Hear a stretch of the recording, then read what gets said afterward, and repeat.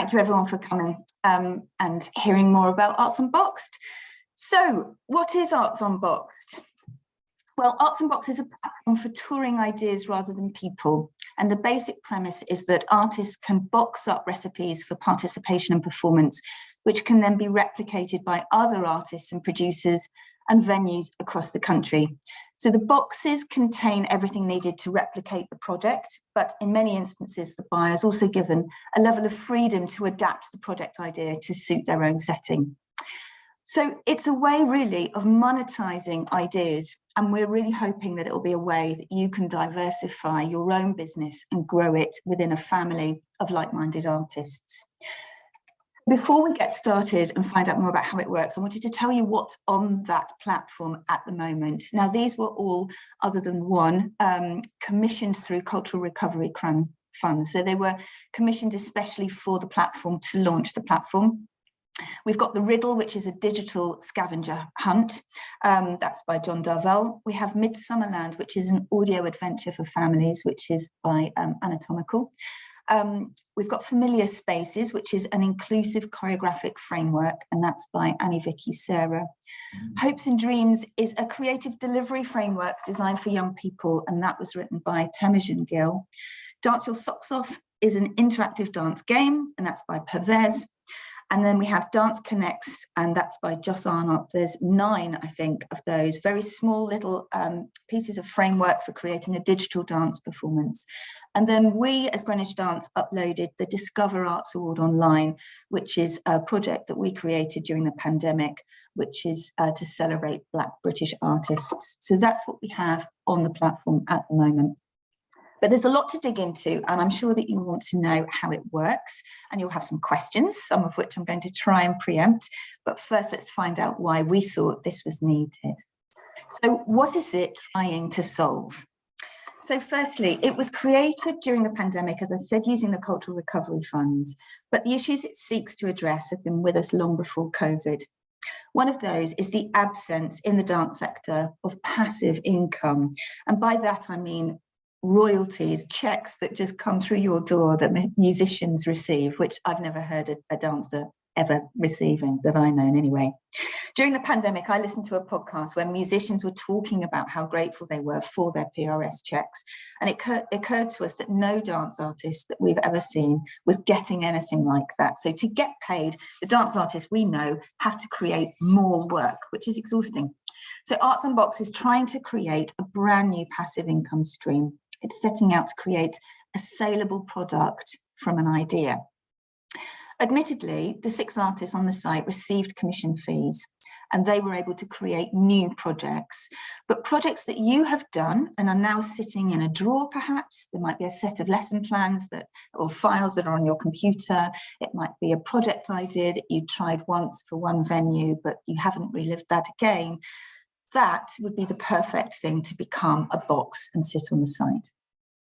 The second issue is energy, burnout, and duplication. Do you ever feel when you're in creation mode, trying to solve a logistical problem that you're encountering, that someone somewhere must have done this already, solved it somewhere before? Do you ever get the sense that we're all trying to do the same work? And actually, wouldn't it make sense to share that? We know that we've felt that way here at Greenwich Dance. In each box, you will have marketing plans, production timelines, draft budgets, risk assessments, social media assets. You don't have to use all of those as written, but you also don't have to stare at a blank page and wonder where to start.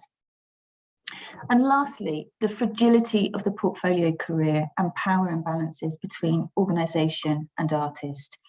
So the pandemic highlighted to us just how imbalanced our sector is, with organisations and companies holding so much power. And we thought to ourselves, what if we could shift the dial there and equalise that situation out a little? When we devised the platform, we were thinking very much about how this might benefit those putting boxes on the site, which it can, and it does, and has. But going live, we've realised that it's much more powerful than that. It can help you, we believe, as an individual artist, develop your own local business and take your creative life into your own hands. What would it feel like not to have a waitress job On a recent podcast with Katie Serridge and Nafisa Baba, which was about breaking through, they called this their muggle jobs, and they were talking about being freezing in warehouses and having to work long hours in Starbucks. How many times have you lined up in an audition queue and thought to yourself, if I get this job, it's going to change my life? Or how many times have you emailed an organisation like us only to be ignored because everyone's just too busy to hear your idea? Using this platform, we feel that it could help artists like you to reclaim your agency and autonomy and create a resilient and viable workforce. Essentially, there are two ways to engage with the site as an artist. You could either be a creator of a box, so you make a box and put it on the platform, you become an uploader, or you could be a producer of a box, so you take one of the boxes and you deliver it for a fee to an organisation or venue, so therefore a downloader. So let me tell you a little bit more about each one of those. So creating a box, step by step. It goes without saying that projects that make the best boxes are those that can be easily understood and replicated without the need for you to be involved past that uploading stage. They also need a really clear market. This is about monetizing ideas, and so being clear about what sort of setting your project would sit well within and how it would benefit that setting is really key. The best projects for the platform actually are those that have been tried and tested, for which you've all the paperwork you created when you put them on. Props lists maybe, performance schedule, timetables, risk assessments. So if you have a project that you've run that you think others could do from your instructions and which brings clear, tangible value to those who participate within it or a venue or organisation that might present it, then you've probably got the perfect box waiting in your drawer, just waiting to make you some money. So what's the process? Well, step one is to identify a great project which can be adapted into a box and think through who could buy it. If you have what you think could be a great project for the site, we'd love to hear from you. We can help sift through the box contents with you and flag anything that we think might be missing. We can offer advice about anything that might still need to be created. Perhaps you need some social media assets, or maybe there's a template for an overprintable leaflet that's missing that we think that would add value to your box. We'll chat through with you and we'll think through who we think your box is for. Do you think it's a piece for a festival? Could it drop into family programming? Is it a project that supports regeneration and placemaking, leading people through new urban spaces or newly opened buildings, perhaps through underused gardens of a heritage venue? Is it a project for schools? Is it a project for hospitals? Or do you see it having a myriad of uses? For example, Temujin Gill's Hopes and Dreams was designed as a project for youth groups and young people, but we feel as a team that it could be a really good exercise for corporates if used as part of a team building away day. And that could potentially open up a brand new market for that work. So we'll have that discussion with you and we'll encourage each other to think outside the box. Step two is uploading and pricing. So with the box all finished and everything needed to replicate the project now sitting in there, what should it cost? You would set that price, not us. We'll obviously give you advice if we think we have it. This is a new system, so at the moment we can't yet really tell you what the market value is for this, but we'll certainly tell you what we think and we can discuss that together. But essentially it's really important you understand that it's you that sets the price for that box. Once sold, you then get 60% of the sale price. And we trust that you'll consider any other collaborators that you worked with in the creation of the project and the box, and you might remunerate them through that percentage. If you agreed buyout contracts when you were making or putting this project together at creation, then you may think that it's perfectly fair for you to take the 60%, but perhaps you worked collaboratively with a musician on the music, and so you might decide together that you're going to split that, take 30 and 30, but that's entirely your call. The remaining 40% is reinvested in the cost of the platform and the staffing. We use this to pay for testimonials and monitoring information as well. Step 3, terms and conditions of the licenses with us and with a buyer. So you grant us a license to sell the box for a set amount of time, and we usually request 2 years. That gives us the chance to really try and build a market for it. We'll discuss the terms of the buyer's licensing agreement with you. So we have some template agreements, and the standard is to offer a purchaser of your box 12 months in which to use the box. And this enables promoters to buy the box and download its contents in good time before their event, so they can think it through as part of their planning. However, you may want to impose some restrictions. So perhaps there's only some elements that can be adapted, or perhaps the box can only be used for a set number of performances or uses within that time. We're developing these contracts all of the time, and we can talk to you about the terms that might be most suitable for you and your particular project and box. Step 4, add-ons. You might also want to consider if you want to add add-ons to the box. Perhaps you offer a Zoom chat with the buyers or a workshop. There might be another element of the box that you prefer to be an add-on because it requires a little bit of extra work from you to customize. So for example, you might have put a generic trailer in the box, but you might offer to re-edit that trailer with bespoke logo and performance dates, should a buyer be willing to pay you that little bit extra as an add-on. It's important that this is costed so that you don't end up working for free. Step 5, we promote it. Greenwich Dance will then do our very best to promote your box across a myriad of networks. Now, we'll be really upfront with you at this point and tell you that this is a completely new platform. It's a completely new way of selling and disseminating work. And we're at the beginning of that journey. So any artists coming on that journey with us are also at the beginning of it. You're not joining an established network, and we have to be upfront about that. However, we are doing our absolute utmost to build networks across a myriad of sectors, as we know that we can offer you as an artist more value if we can take your work beyond the networks you already have. So we're looking at building relationships with councils, with festivals, venues, health sectors, heritage sectors, and internationally.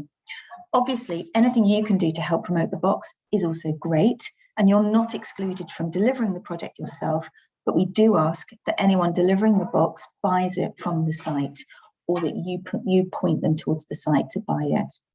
And that includes us. We've bought a number of these boxes actually and are delivering them as part of our festival this summer. It's really crucial, though, that you do understand that you're not prohibited from delivering the project, but what you're doing in specifying that a client goes to ArtsUnboxed to buy it first is being paid for the creation of that project, the work that you did in putting it all together, and then the delivery of that you can charge additionally for.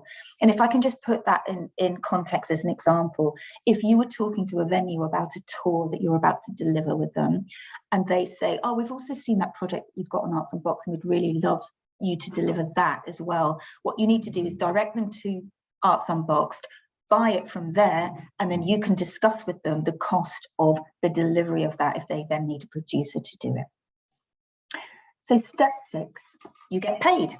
When we sell a box, you get paid. We'll notify you asking for an invoice, and we'll aim to pay you as quickly as possible. If add-ons have been bought, we'll be in touch about those as well. And step 7, monitoring case studies and testimonials. We're conscious that a box increases in value when there's evidence that it's been used. Therefore, we've recently introduced a payment for a case study and monitoring information template, which is then deducted from our slice of the royalty. So that's what happens as a creator of a box. But why don't we have a look at what happens if you're producing the box and how we think that might work.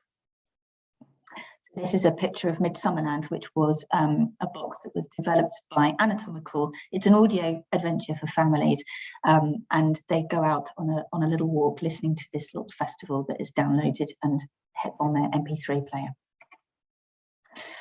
So, producing a box.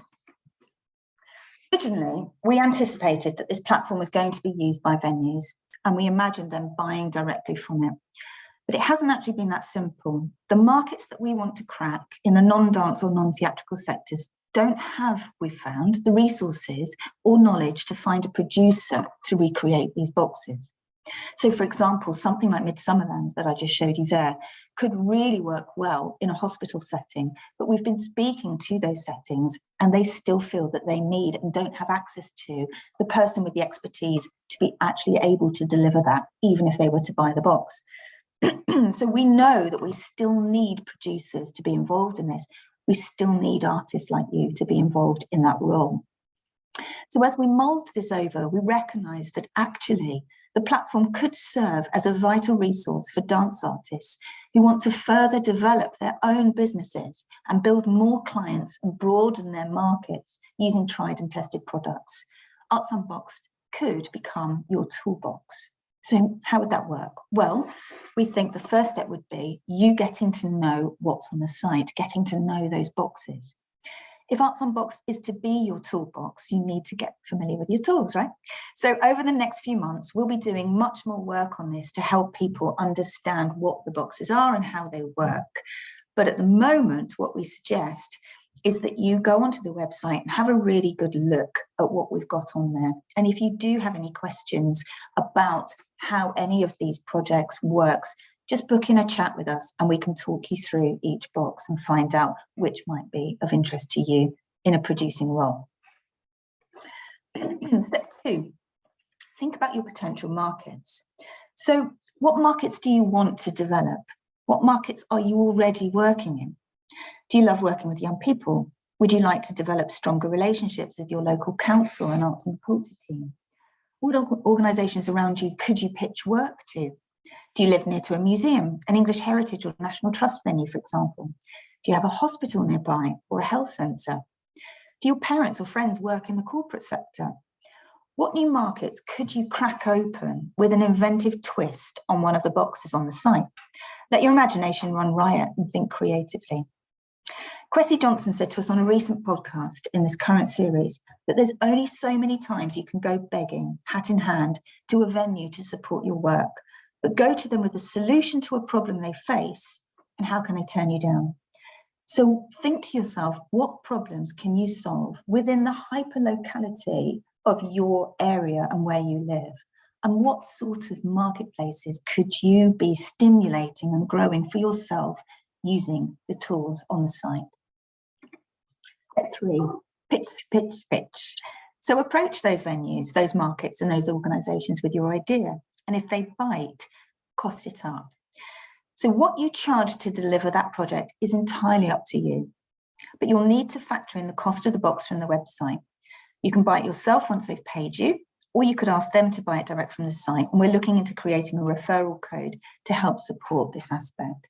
So again, to give you that example of MIDSUMMERLAND and the hospital, if you were to successfully pitch to a hospital that you could deliver MIDSUMMERLAND and bring a festival experience to young people on a ward, you would factor in the cost of the time for you to deliver that at whatever price you want to charge for your time and whatever duration you want that project to last for, plus the cost of the box. That particular box is currently on our website for £1,500. So you would be adding that to the quote that you then give the hospital, and that would be part of that quote. So it's not you doing it out of pocket, you're passing that on to the buyer of your project. Step 4, deliver your project. Now, hopefully, this is a new market for you and it will provide you with an opportunity for more work following on from this. Once in the door, you could ask them to make a referral on your behalf. Let's say, for example, that you delivered The Riddle, which is our digital scavenger hunt at Eltham Palace. You could ask that Eltham Palace spread the word across other English heritage venues and help you secure more commissions for its delivery. Certainly, for us, success would be you getting more work completely unrelated to ArtsUnboxed from that initial interaction and relationship that you might have built through initially using an ArtsUnboxed product. So that would be for us what success would look like. Step 5, tell us about it and get paid. We pay for completion of a case study and monitoring report so that we can keep track of the impact the site is making on communities and artists across the UK. So if you complete our set template and send it in to us, along with an invoice for £40, it's not a big fee, admittedly, but it's money for something that otherwise would sit in your head or on your computer. And step 6, add to the box. So if you found that you had to make significant changes to the resources in the box to help you deliver the project within your particular setting, we would be happy to chat to you about buying those documents from you for a one-off fee and adding those to the box. You would then be invited to brand up those documents with your contact details and branding so that the next buyer of the box can easily and distinctly separate out your contribution from the original artists. And then they may well want to contact you directly and pick up and follow up and talk about more work. And again, that would be success to us, is those kind of interactions happening because we've been able to put your name out to more and broader markets. The magic of this, we think, is when those producing the boxes on the site then also consider boxing up an idea to put on the site and vice versa. So if you imagine that for a minute, your colleagues are selling and delivering your work, creating a royalty for you, while you sell and deliver their work, creating a royalty for them. So circular economy of like-minded, creative, entrepreneurial artists, and no longer relying on an organization to give you that one opportunity. This is about building the business of you and being able to create a really fantastic career for yourselves that no longer requires muggle jobs. That's what we think success would be. And I'm going to hand you back to Kajsa now for any questions that you might have for us. Thank you so much, Mel. Yes, so now we have 15 minutes for questions. Like I said, you're very welcome to write them in the chat or just to unmute yourself, and I can read them up as well. We're gonna give it a few minutes in case you're typing.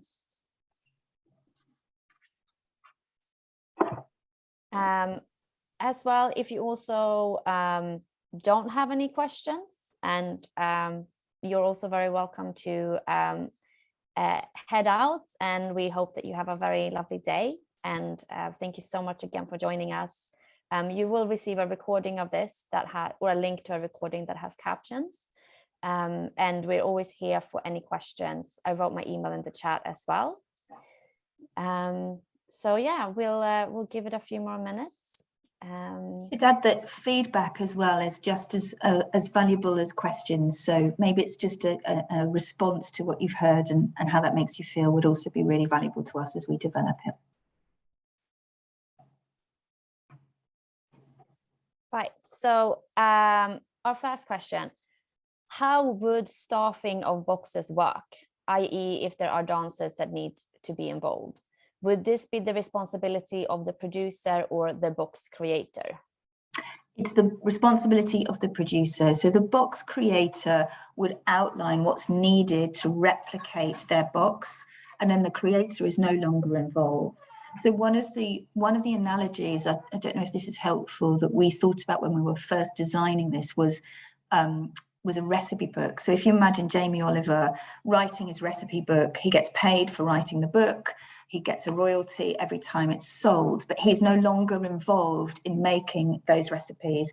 The buyer of that recipe book then makes the recipe, but is also able to substitute chicken for tofu, whatever they want to do to zing it up. And that's entirely their prerogative.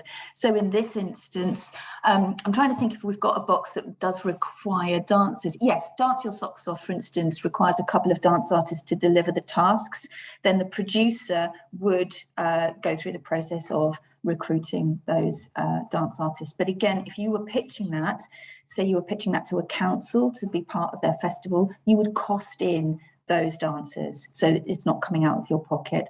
And one of the things that we do put in all of the boxes is an outline of what we think you need to think about in terms of on costs, so that you can get your quote right for whoever's buying that box. So there will be a kind of list there of saying you'll need to think about 2 artists, for example. You'll need to think about the duration you want this competition to go on for. So that might be a week's contract. You might want to run it for 2 weeks. So we can't tell you exactly how much that will be, but we can tell you what to think about as you're building your budget, so that your quote to the organisation or your response to a funding application perhaps can be really accurate. And one of the ways that we use Dance Your Socks Off in exactly this way is there were some really small funding pots that were being released by our local council to animate the high street as part of a a kind of European initiative to regenerate the high street. And each grant was about I think we could go up to £2,500 in the grant. Now, obviously, that's not very much money to create a new project from scratch. So that's when ArtsUnboxed really comes into its own. We had the creation of the project already there. So we bought the box, we employed a producer, and we then employed all of the dance artists needed, and we were able to take a very small management fee at the end of it in the way that we'd costed that out. Is that answer to your question? Yeah, so you can give a thumbs up and also just say no in the chat if you feel like it was okay, amazing. Our second question, is there a specific form in which the content and guidance should be given? For example, video or written directions? No, and we've got very different formats, I think. And what I think we would need to do is create something that was bespoke. So I'm assuming you're thinking about being a creator of a box here. So if you've got a particular project in mind, you can just chat to us about what you've got already. We don't have commissioning fees to initiate the platform. We had commissioning fees, so we could commission those artists to create new projects. That obviously creates work that we can't pay for. So we're not suggesting that. What we're suggesting is if you've got a project that is in retirement, this could be a really good way of making some money out of something that's just sat on your computer. So you could tell us what you already have, and then we could start to think, okay, if we were coming into this fresh and wanting to deliver your project, not having created it, what's missing for us? What do we still need? And we can give you some advice about that. If we've got some resources, then we'll support you as well. This has gone into applications that we've made to the Arts Council, and if money comes in, then there might be ways that we can help support. But at the moment, it would just be in kind in terms of our advice and time and helping you to identify perhaps what might be missing. And it would be entirely up to you. So Annie, Vicky, Sarah, obviously they've got a really inclusive approach.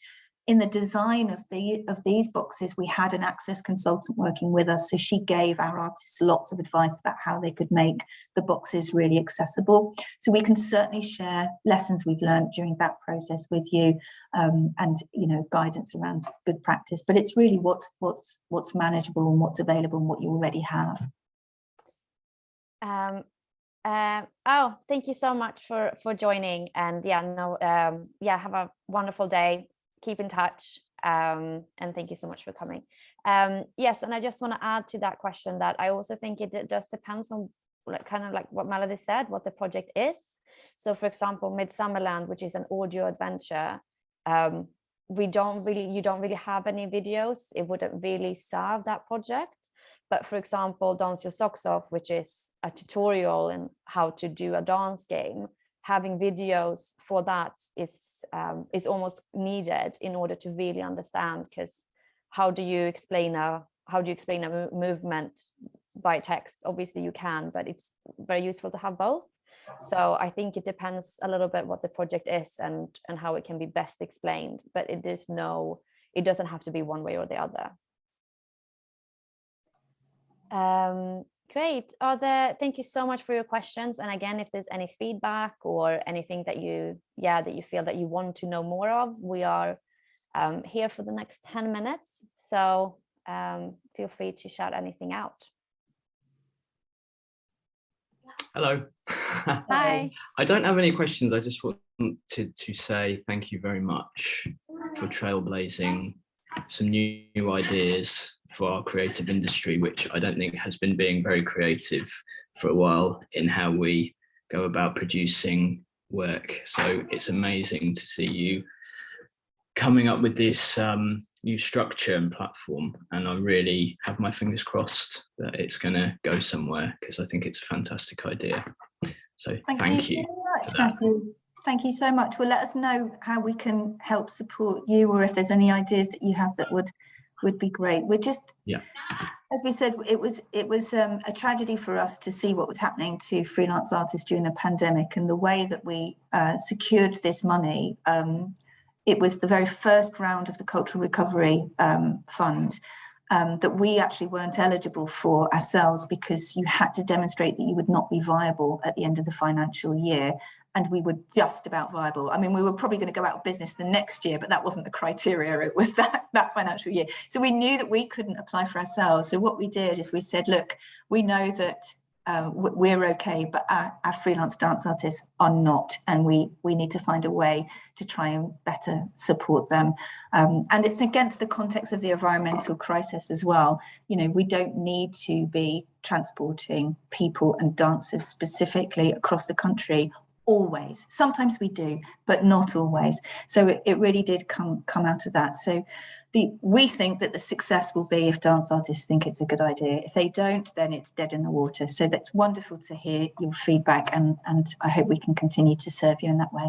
Yeah, well, I think it's a good idea. So there you go. You've got one thumbs up. I've got one. Thank you.